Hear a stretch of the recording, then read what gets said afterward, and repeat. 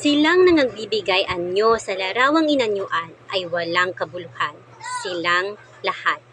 At ang kanilang mga bagay na kinaluluguran ay hindi mapapakinabangan. At ang kanilang sariling mga saksi ay hindi nakakakita o na nakakaalaman upang sila'y mga pahiya. Sino ang nag-anyo sa isang Diyos o bumubo ng larawang inanyuan na di mapapakinabangan sa anuman? Narito, lahat niyang kasama ay mga papahiya at ang mga manggagawa ay sa mga tao. Mapisan sila, magsitayo sila, sila'y mga tatakot, sila'y mga hihiyang magkakasama. Ang panday bakal ay gumagawa ng palakol at gumagawa sa mga baga at inaanyuan yaon sa pamamagitan ng mga pamukpok at ginagawa yaon ng kanyang malakas na bisig. Oo, siya'y gutom at ang kaniyang lakas ay nawawala. Siya'y hindi umiinom ng tubig at pata. Naguunat ang anluwagi ng isang pising panukat. Kanyang tinatandaan ng lapis, kanyang inaanyuan sa pamamagitan ng mga katam, at kanyang tinatandaan ng mga kompas, at inaanyuan ng ayon sa anyo ng tao. Ayon sa kagandahan ng tao, upang tumahan sa bahay. Pumuputol siya sa ganang kanyang mga sedro at kumukuha ng puno ng roble at ng ensina at pinatitibay sa ganang kanyang sarili ang isa sa gitna ng mga punong kahoy sa gubat.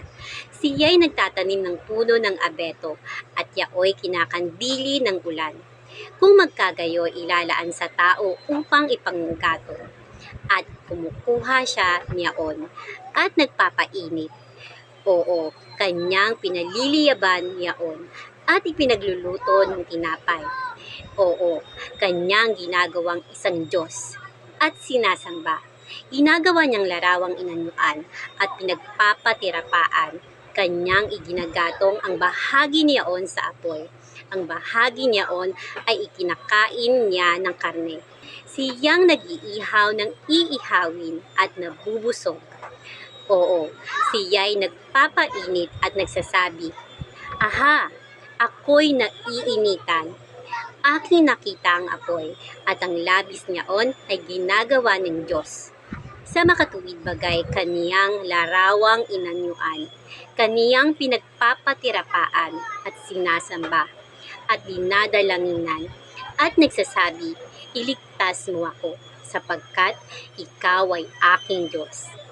Hindi sila makakaalam o nagsisigunitaman sapagkat ipinikit niya ang kanilang mga mata upang sila'y huwag mga kakita at ang kanilang mga puso upang huwag silang makakaunawa at walang nagpapaalala o mayroon mang kaalaman o unawa upang magsabi, "Aking iginatong ang bahagi niyaon sa apoy." Oo, ako naman ay nagluto ng tinapay sa mga baga niyaon. Ako'y nag-ihaw ng karne at kinain ko. At gagawin ko baga ang nalabi niyaon na pinakasuklam-suklam? Magpapatira pa baga ako sa puno ng isang punong kahoy? Siya'y kumain ng abo. Iniligaw siya ng nadayang puso. At hindi niya mailigtas ang kanyang kaluluwa. O makapagsabi, "Wala bagang kabuluanan sa aking kanang kamay?" Mga kapatid, ang talatang ito mula sa Isaiah chapter 44 verse 9 to 20 ay malinaw na nagpapakita kung gaano walang kabuluhan ang pagsamba sa mga larawang inanyuan o rebulto. Sa simula, sinasabi ng talata na ang mga gumagawa at sumasamba sa mga Diyos-Diyosan ay walang pakinabang na natatanggap, kahit gaano pa nila ito kagustuhan. Hindi ito makakatulong sa kanila. Bakit? Dahil ang kanilang mga sinasamba ay walang buhay, walang nakikita at walang nalalaman. Pagkatapos, inilarawan kung paano ginagawa ang isang Diyos-Diyosan. Ang panday ay napapagod sa paggawa ng bakal. Siya ay napapagod, nagugutom, at nanghihina. Ibig sabihin, tao lamang ang gumagawa, hindi ito galing sa Diyos. Ganoon din ang karpintero. Gumagamit siya ng kahoy, sinusukat, inuukit, at hinuhubog hanggang magmukhang tao. Ang nakakalungkot, ang parehong kahoy na iyon ay ginagamit din sa panggatong, sa pagluluto ng pagkain, at sa pagpainit ng sarili. Pero ang natira, ginagawa nilang Diyos at kanilang sinasamba. Isipin natin ito, yung kahoy na ginamit mo sa pagluto ng pagkain, siya rin ang luluhuran mo at hihingan ng tulong. Hindi ba ito malinaw na walang katotohanan? Sinasabi rin sa talata na ang mga taong gumagawa nito ay parang binulag ang kanilang mga mata at isinara ang kanilang isipan. Hindi nila napapansin ang katotohanan na ang kanilang sinasamba ay gawa lamang ng kanilang sariling kamay. Sa huli, sinabi ng taong sumasamba sa Diyos-Diyosan ay parang kumakain ng abo, walang sustansya, walang kabuluhan, nalilin lang siya ng kanyang sariling puso at hindi niya mailigtas ang kanyang sarili.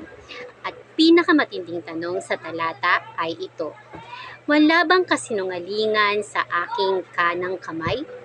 Ibig sabihin, hindi ba nila napapansin na ang hawak nila ay isang kasinungalingan? Ang mensahe ng Isaiah chapter 44 verse 9 to 20 ay malinaw. Ang anumang bagay na gawa ng tao ay hindi dapat sambahin. Ang tunay na Diyos ay hindi nililok, hindi ginagawa, at hindi gawa ng kamay. Ang pagsamba sa Diyos-Diyosan ay nagdadala lamang ng kahihiyan at pagkaligaw. Kung may natutunan ka sa paliwanag na ito, huwag mong kalimutang i-share upang mas marami pang tao ang makaalam ng katotohanan mula sa salita ng Diyos. At tandaan, ang tunay na Diyos ay buhay, makapangyarihan at hindi kailanman magmumula sa gawa ng tao. Salamat sa panonood at pagpalain ka ng Diyos.